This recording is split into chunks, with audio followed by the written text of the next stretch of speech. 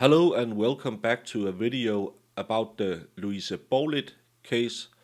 It was a case I started covering yesterday.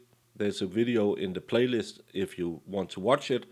It's about a woman who was almost 8 months pregnant, who was stabbed to death. She was stabbed 11 times back in 2016. And today they started interrogating the suspect in court. Yesterday, the prosecution made their opening statements, and after that, the defendant fell ill and was taken back to prison. But today, they started the interrogations of this man.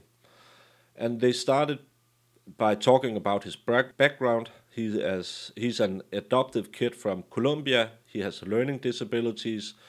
He has psychiatric problems, massive drug use problems, and he has never had a job. He has been on the social security system for all his adult life. That was the background of this suspect. And then the prosecutor asked him about if he carried a knife at the time of the murder, if he used to carry a knife around. And he said, yes, I had a knife. I was dealing drugs and stolen goods, so I had a knife for protection. And the environment I came in, it was to protect myself. And sometimes I carried an axe around because he did some gardening work. It will be fun to see if there's any evidence of that. But he admits to carrying a knife around, but he says it's just a normal knife. It's not a kitchen knife or anything. They believe it's a sawtooth knife that has been used at the murder, and he said it's just a normal knife. At the time of the murder, the days leading up to it, he has been trying to contact a psychiatric nurse to get admitted to a psychiatric ward because he had a lot of problems. They okayed it and said, you can come, but he had to make 6,000 Danish kroners to pay off some debt, and he didn't admit himself to the psychiatric ward until 3 days after the murder. And when he was in the psychiatric wards, doctors took notes, and he was asked about those notes today because he had told the doctor that he was afraid of hurting others. And he said, no, I don't remember saying that, but if I did, it was just my family I could hurt. He's estranged from his family, so it was those people he might hurt. He has also talked to a doctor about that he is not the master of himself, and he could explode in anger, and when he uses drugs, it just gets worse. But he can't remember that either today. And there are many, many notes where he claims he is hearing voices, and there's also family members who have warned the system about his anger problems. The days after the murder, the defendant borrowed a phone and made several phone calls to the police. It was short calls, maybe just a couple of seconds. He didn't say anything, and he can't explain why he did it. But when they talked about the murder night, he can clearly remember he was at a friend's house eating dinner at the time of the murder. The prosecutor asked, how do you know that for certain? And he said, well, I've been asked about it so many times, and that's where I was. I won't give you the name of my friend because it's a place where there's a lot of drugs around, so I won't rat him out to the police. That's his explanation where he was at the time.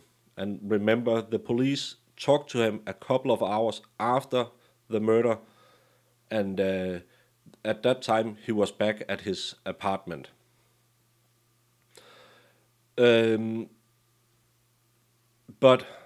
he did tell the doctor, if you can believe the notes, that something bad had happened, something that shouldn't have happened.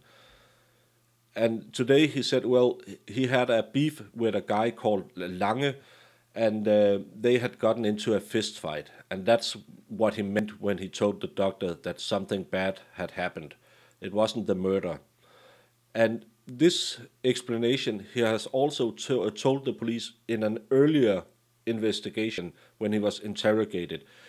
And so there's some validity to it. It's not something he made up today. It's a story he has told before.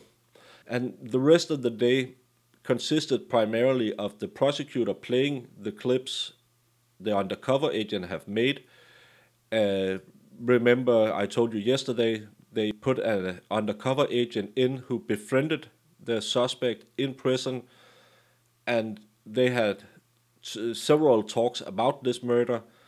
The police clearly says the agent didn't try to force anything out of the defendant, but at some points in the investigation today, they let slip that it was the agent who asked into the case, but most of the time he was just saying yes or no, and didn't talk about it. But sometimes he did. But the gist of it for today was everything they say. Why do you know the thing about the nose? Why are you so interested in this case?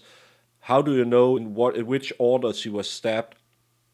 And he just said, well, it was after I was a suspect in this case. I got to see the pictures by the police, and my attorney brought some to me. And I have an active brain, and I just thought about how would I do it.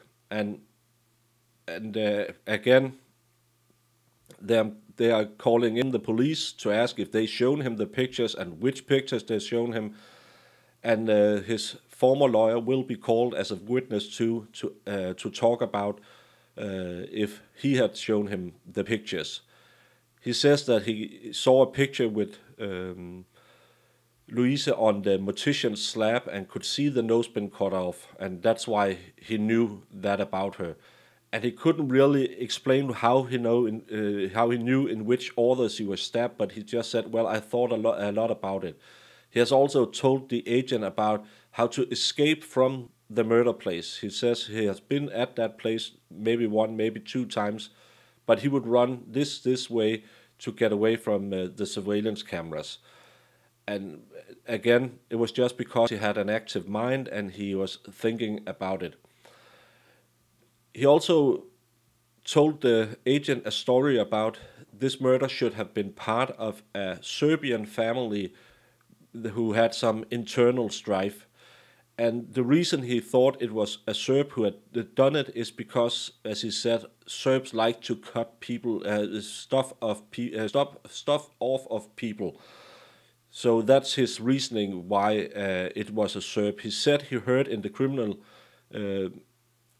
society that it was a Serbian who had done it, and this Serb has fled the country a long time ago.